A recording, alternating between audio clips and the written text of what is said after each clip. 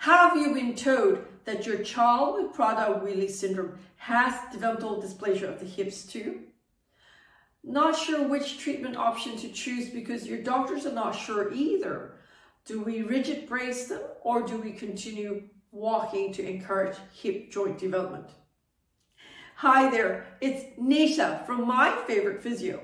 In today's video, I'm jumping in to share with you a case study of a little one who we have been seeing here in our clinic.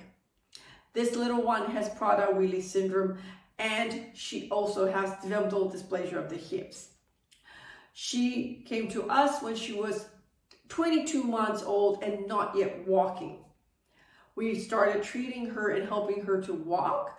One of the strategies we use is the harness treadmill walking machine, which you see behind me. We helped her achieve walking in a literally 4-week period. At that point in time, we found out that she has developmental dysplasia of the hips and it was missed throughout all this period. So now the decision is, should they harness her with a rigid brace or allow her to continue walking? The orthopedic surgeon wasn't sure, but just thought it might be worth trying bracing her. After all, children can walk in a Rhino Brace. However, the issue is children with Prader Willi Syndrome tend to have low muscle tone. So by putting them in a rigid brace where they are froggy-legged, so meaning their legs are out like this, for a child with low muscle tone, it is really hard to try walking with your legs like that. So for this child, they tried rigid bracing for 8 weeks, which prevented her from walking.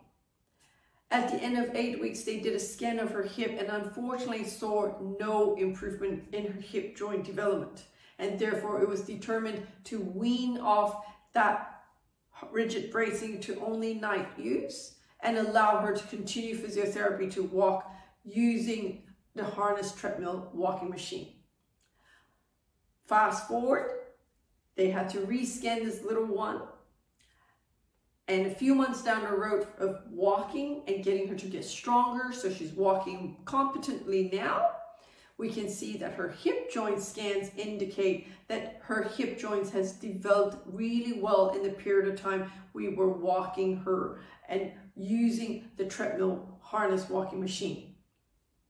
So in this case, walking was the better solution for her. It allowed her muscles to get strong. It allowed weight bearing to deepen her hip joints, and wearing the harness at nighttime meant that we were maximizing the periods of time that her hip joint was in an ideal position.